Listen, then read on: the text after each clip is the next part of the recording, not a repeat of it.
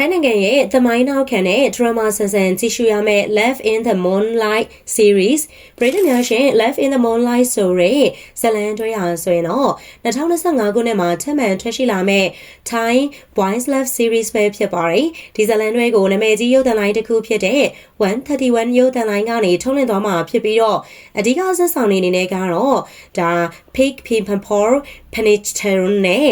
Para Sachagon Chanwang တို့ကပါဝင်တရုပ်ဆောင်ထားခဲ့ကြတာပဲဖြစ်ပါတယ်။ဒီဇလန်တွေရဆိုရင်တော့ပုံမှန် BL ဇလန်တွေနဲ့မတူပဲသမိုင်းနောက်ခံတဲ့ drama ဇာတ်နဲ့ဇာတ်အိမ်ကိုဖန်တီးထားတာပဲဖြစ်ပါတယ်။ဒီဇလန်ထဲမှာဆိုရင်တော့အိမ်ရှိဆန်မင်းသားတစ်ပါး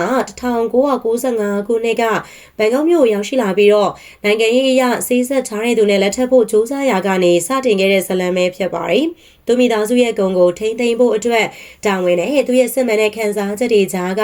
ရွေးချယ်မှုတွေကိုရင်ဆိုင်ရမှာပါဒီလိုရွေးချယ်ရမှာတော့ဘယ်အရာသူ့အတွက်ပို့ပြီးတော့အရေးပါလဲဆိုတာကိုဒရမာလေးနဲ့ရောပြီးတော့စိတ်ဝင်စားဖွယ်ကြည့်ရှုရမှာပါဒီဇလန်တွေရဲ့ထူးခြားချက်ကတော့တရုပ်ဆောင်စုံတွေအသစ်ပါဝင်ထားပြီးတော့သူတို့နှစ်ယောက်ဟာ chemistry အရန်ကိုကောင်းမွန်ပြီးတော့လိုက်ဖက်မှုရှိရလို့သိရပါတယ်ရှင်ဒီကားလေးကိုတော့2025ခုနှစ်စက်တင်ဘာလ15ရက်နေ့မှာထုတ်လွှင့်မှာဖြစ်ပြီးတော့အပိုင်းပေါင်း10ပိုင်းပါတယ်လို့သိရပါတယ်။ BL series မှာ drama ကြိုက်တဲ့သူတွေကမကြိုက်တဲ့သူတွေအတွက်ပါအရန်ကိုကြည့်လို့ကောင်းမဲ့ကားလေးမို့အားလုံးအကြိုက်တွေးစီမှာပါ။စုံတွေအသက်လေးဖြစ်တာမို့ new ship လေးထည့်ရတာမို့သူတို့နှစ်ယောက်ကိုချစ်ပေးလိုက်ကြရအောင်ပါရှင်။